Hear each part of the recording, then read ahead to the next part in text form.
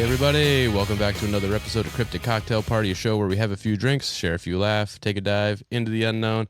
I said laugh just then instead of laughs, but whatever. That's fine. My name is David. Today I'm joined by a good friend of the show and host of the Cool Parents podcast, Justin Furtak. What's going on, buddy? Not too much. Yeah. You look Too good. much. Thank you. Yeah, it feels like deja vu. Yeah, we had Over some technical difficulties. It's whatever, dude. Fucking it happens. It's fine. Yeah, how you doing? I'm all right. I'm okay. How are you? All right. I got a new candle. I'm not a candle guy, but I got a new candle. You gotta be a candle guy. Dude, it's called Cerulean Aloe, and it's hands down one of the best things. I didn't realize it like de-stresses me, I guess. Yeah. I don't know. Is that something candles? I don't know fucking shit about candles. I feel like candles to me are like crystals. I don't think they really do anything like the properties of a candle. Like, oh, it's soothing and relaxing. Am I wrong for that? No. You ever hear of aromatherapy? Yeah, but I don't think that's anything. That's not. Yeah. A thing. It is. Is it? Oh, there's a science. There's a science to it. There's no science to that, and I refuse to believe there is. Okay. Well, show me some papers in the New England Journal of Medicine, and then I'll. I mean, no, like you can use smell as like a grounding technique. You know what I mean? It works. Like in Muay Thai. There's something behind that. I don't. Huh? What? Like if you're ever like a panic attack, sometimes you can just smell something and it'll help you. There's something there. There's something there, Dave. I think it's psychosomatic. I think it only works because you want it to work. I think your mother's psychosomatic. I'm going to play that for Mama Right. Prescott. Jennifer's going to hear that. I hope she does. All right, fair enough. I love that woman. I know you do. Justin, I'm glad you're here today because I think I had, as I was explaining to you before we had our technical mishap, my goal for this weekend was to write 2 episodes and record 2 episodes because I'm going to be in New Hampshire next weekend. And I don't think either are good, but I did choose the better of the 2 for you. And fingers crossed, I think it'll go well. I don't really know. You don't need to say that. You can say we got a great show for you. No, I'm not gonna. Even if it's bad. I'm not gonna do it to my audience. I'm gonna let them know up front right away that this might be trash. No. All right. Do that to your audience. Am I sabotaging? They don't know my the own difference. show? They don't. Yeah, they don't know the difference. True. Like It's all make believe Yeah. anyway, so it doesn't matter. All right. Well, before we jump into this story, there's been studies on how dumb your listeners are.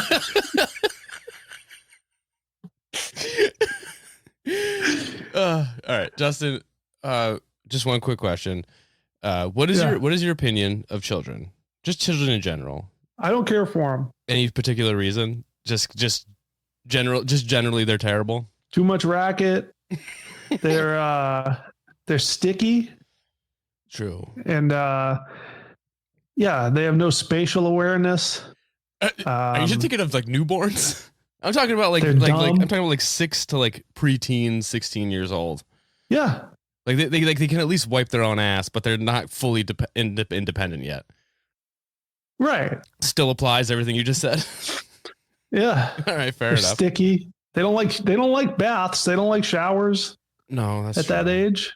I don't like showers now. It's like the most like annoying part of my day. Oh, I love showers. I'm sure you do. I'm sure you like a good bath too. You look like a bath guy. I love a good bath. I'm telling you, Dave, you said you're a candle guy now? I'm not a candle guy now. I have one candle. You're a candle guy. So Let's start at the beginning. It's a slippery slope from here. You get one and then it's just all over.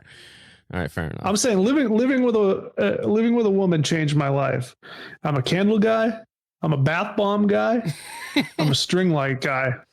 You're a string light guy? Incense too. Incense. Telling you, women are full of good ideas. Okay. Well, Justin, because you have such an aversion to kids, I think this is why I chose this for you. So the topic of today's episode is what I think that you're actually. You might have talked about this on your show. I'm not 100% sure, but we're going to be going over black-eyed kids. Are you familiar? No. You don't know the black-eyed kids? No. Oh, it's all bad. None of it's good. It's like what's your opinion on like children in like Victorian ghost children in horror movies, or just like creepy children in general in horror movies? They don't scare me. They don't? Okay. Well, then this might be fine for you. All right. You ready to dive into this? Little fucking babies made out of vapor. I don't care. What are you going to do? Well, this is a little... I'm cold. Not my problem. Not my problem. All right. You know that. You know what I'm talking about. I do. I don't think most listeners will get the reference to Are You Afraid of the Dark?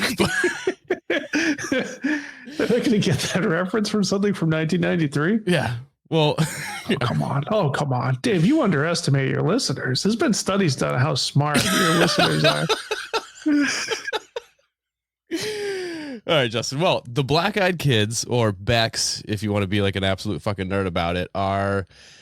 I don't actually know what they are. Some say that they're like cryptids, ghosts, demons. Others say they may be like aliens. Well, some theorize that they may be like an arm of like the Men in Black. But whatever they are, they're always described the same.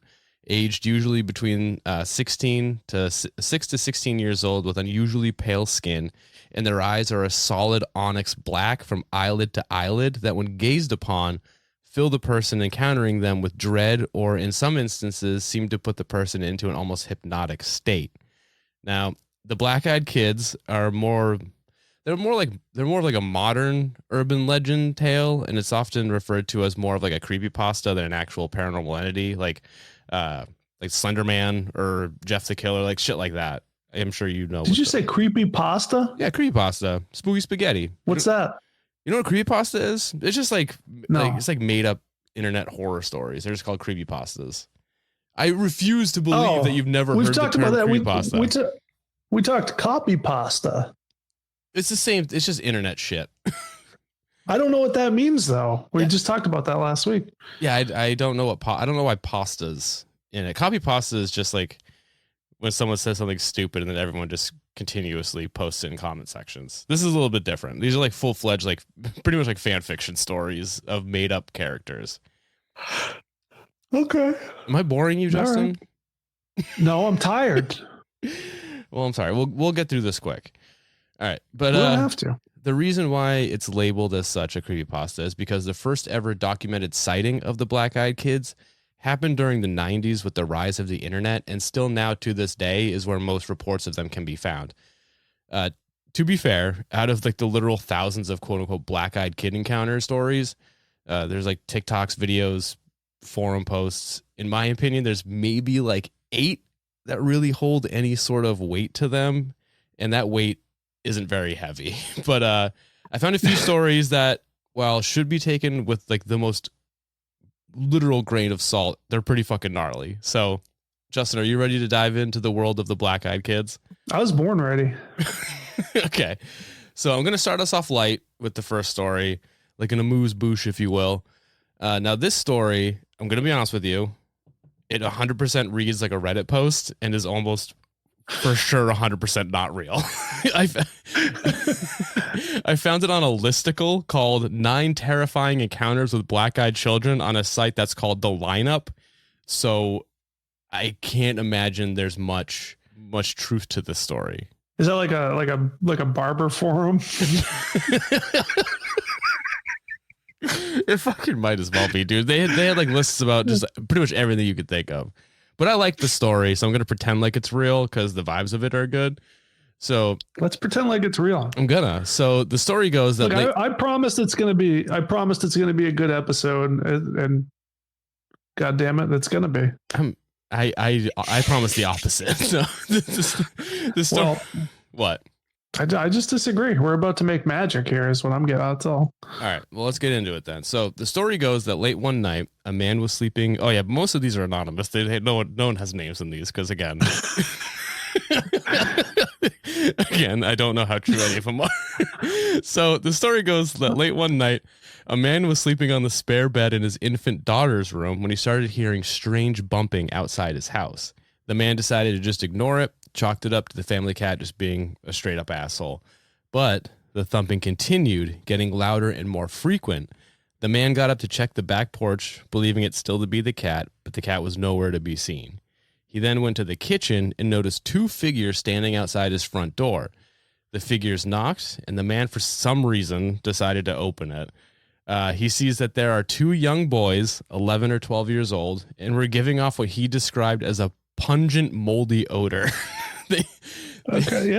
They stood there for a bit before they looked up at the man, and one of them asks, "May we use your telegraph?" The man, noticing right away that these kids had lid-to-lid black eyeballs and smelled of basement, decided to pretty much just ignore the telegraph remark and was like, "We don't have phone service here, I'm sorry," and just slammed the door in these kids' faces. He made his way back to his daughter's room when the two boys started banging on the walls and windows of his house. Too afraid to sleep and fighting the urge to go outside and just full-on fight these children, and almost certainly paralyzed with fear due to the fact that he was looking into the eyes of a black-eyed kid, the man held his daughter close to his chest as the pounding persisted all through the night. The harassment only ended the moment an alarm clock went off in the house. As soon as this happened, the knocking ended, and the black-eyed kids were nowhere to be seen. And that is the first story. That's all. I like it. Why didn't he call the cops or something? Dude, because again, this is made up.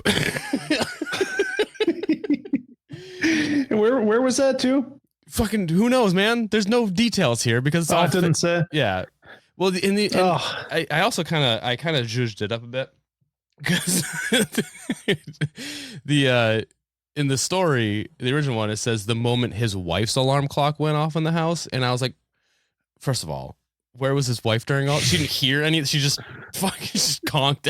Yeah. She's like one of those like fucking like stay-at-home moms who just pops Xanax and drinks wine all day. She was out. She was done just done.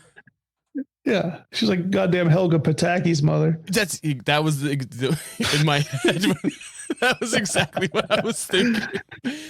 But yeah, I just like that because it kind of has good, like, it reminds me of like The Strangers. If you remember that movie, yeah, like that kind of vibe to it.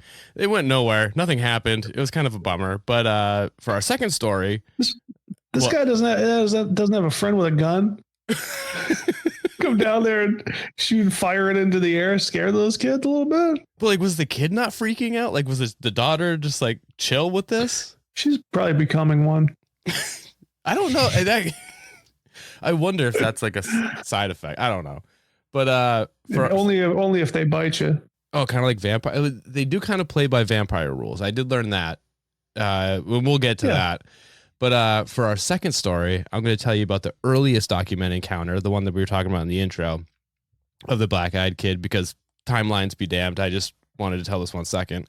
Now, this encounter happened in 1996 and comes to us courtesy of a man named Brian Bethel, who was a senior staff writer for the Abilene Reporter News in Abilene, Texas. His story goes that around 10 p.m. one night, Bethel was going to pay his Camelot Communications internet bill after hours. Now, for our younger listeners, we've already made a bunch of references that you might not get, but back in the day, you couldn't pay your bills online. You either had to like mail it in, physically go to pay it, or in the case of Bethel, use the after hours mail slot. Have you ever had to do that, Justin? I've had to do that. Yeah. Okay. No. Yep. I've done it. Now, Bethel pulled over into the neighboring Westwood movie theater parking lot so he could use the light from the marquee to write the check. Well, he must have been like balls deep into writing this check and just completely unaware of the happenings around him, because suddenly there was a tap on his window. Startled a bit, Bethel glances up to see two young children that he guessed to be 9 and 13 years old respectively and wearing dark colored hoodies. He described them as having olive skin, curly hair, and described the older child as quote unquote suave.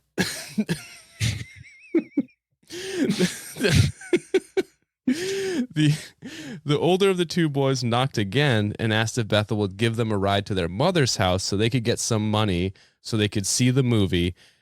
Now I want you to guess what movie they were going to see in 1996. You'll never guess what it is. 96. Not Ace Ventura: When Nature Calls. No. It was I'll give you a hint. It's a rated R movie. Bushwhacked.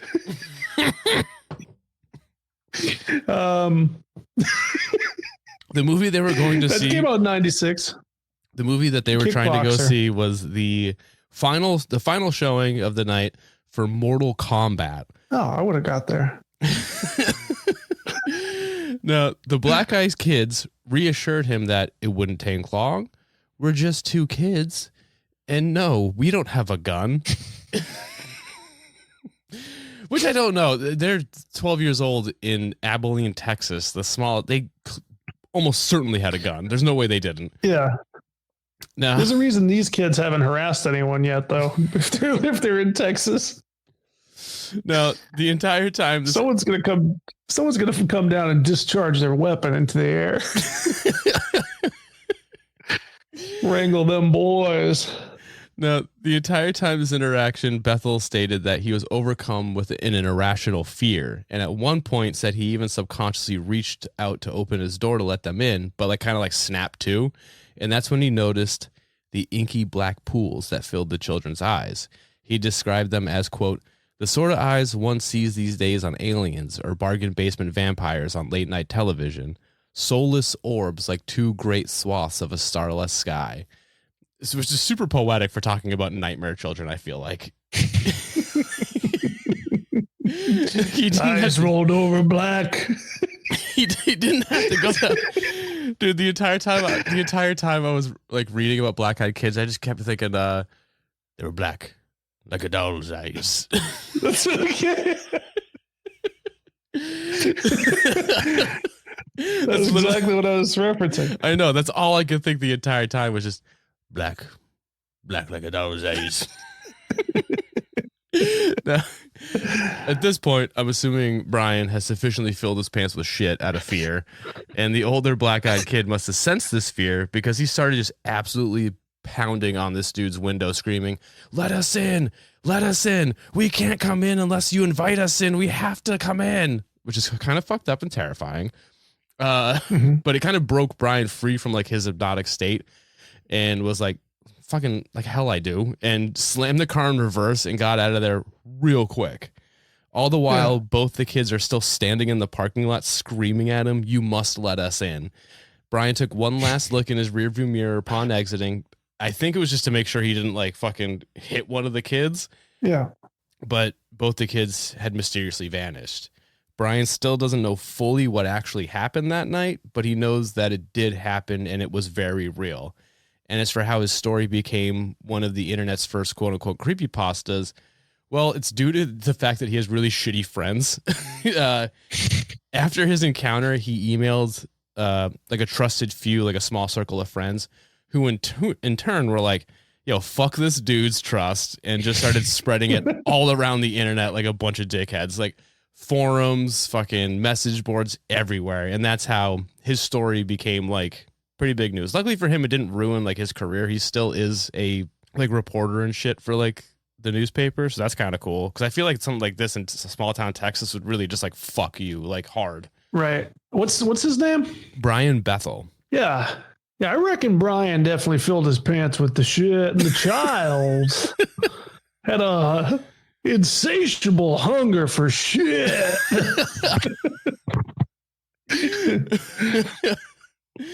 All right. That's what I've heard about these creatures.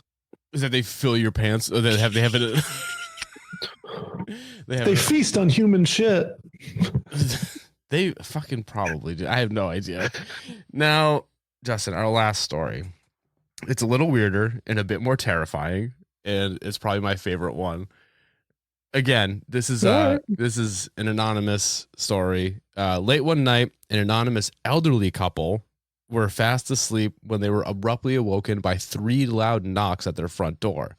The couple got up and answered it to find 2 young children standing there. The children asked if they could come inside, which, when it comes to black-eyed kids, never let them inside. It's like vampire rules again, because nothing good will come of it. But the couple, well hesitant, let them in.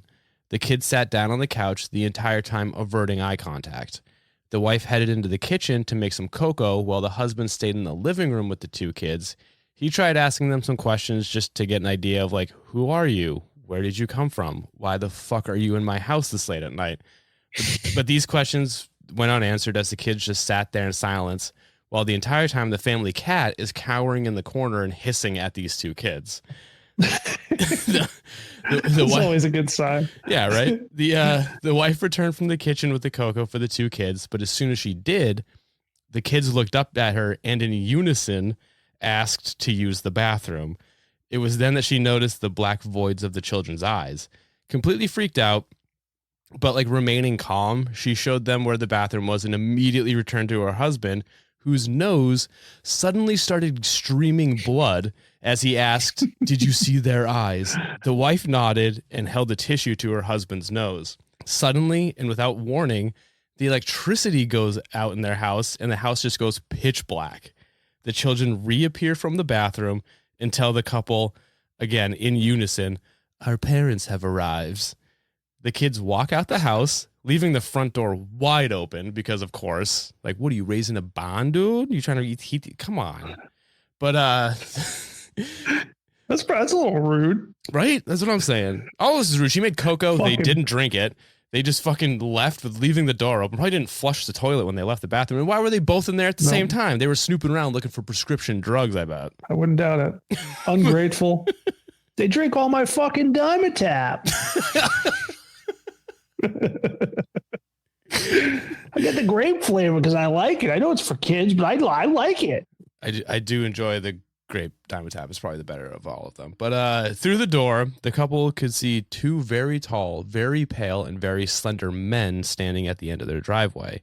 They watched as all four of them got into a black limousine-style car and drove off. But this wasn't the end to the couple's misfortune. Over the next month or so, the family would have some strange and unfortunate incidents, like lights going out in their house randomly. They found their cat dead in a pool of its own blood. And the husband continued to have nosebleeds that eventually turned out to be a rare form of cancer. So, yeah, whether those things were caused by the black-eyed kids, I don't know. But who's to say? Oh, yeah. But they were. But yeah, Justin, there you have it.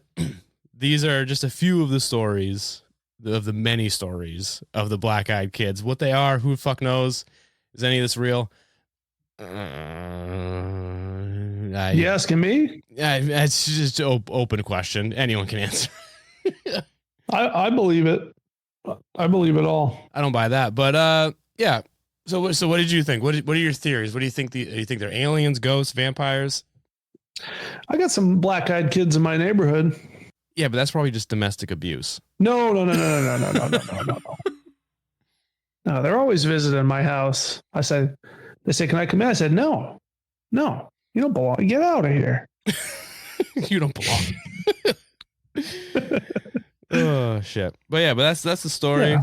Yeah. I hope it was good. I hope you enjoyed them. It was pretty good. It was fun. Yeah. So, the last thing, they got a couple slender daddies. Well, that's where the theory that they might be Men in Black proxy people come from, because they do a lot of weird shit like that. Like the Men in Black are known for saying weird shit, and those kids asking, can we use your telegraph? That's kind of weird. Having Men in Black come and the other thing too is that some people say that the black-eyed kids' skin might not be their skin.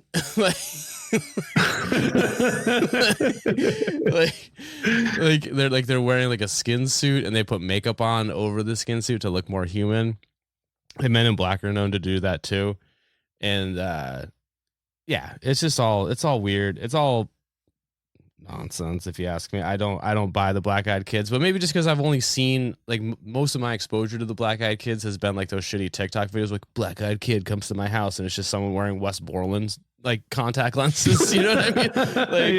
Yeah.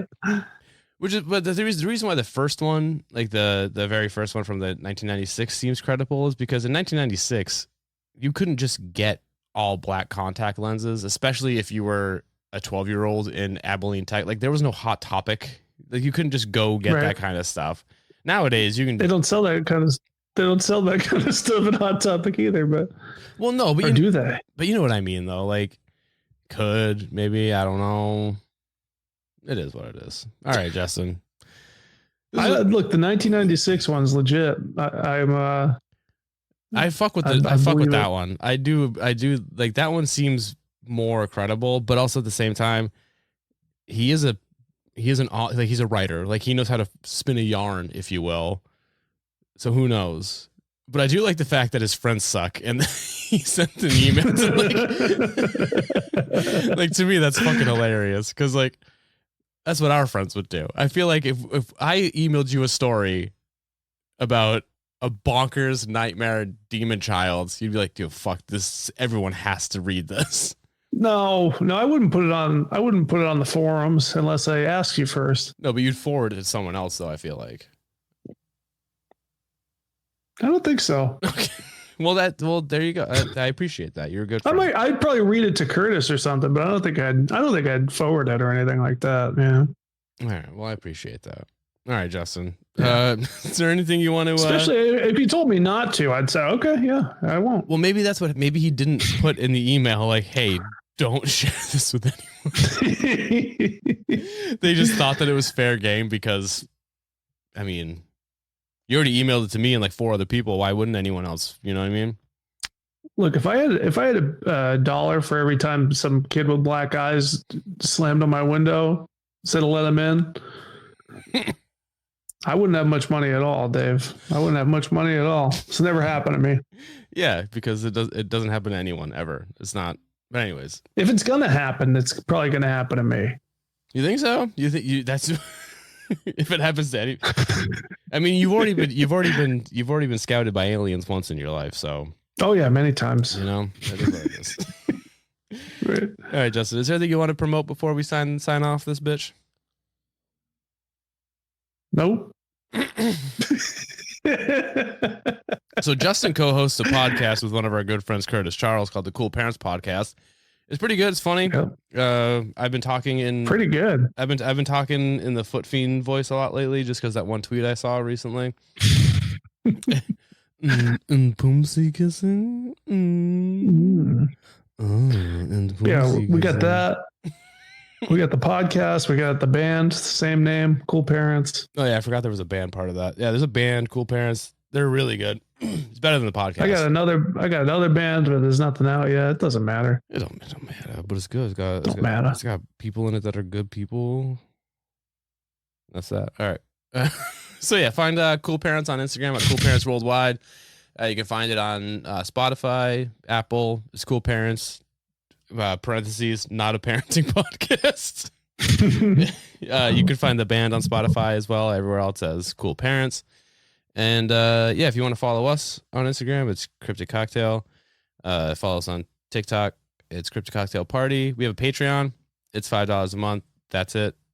It's pretty cool. We also have a Discord server. I don't fucking know what to do with it, but please join and start talking to me because it's very lonely in there. With that, Justin, do you want to say bye to everyone? Nope.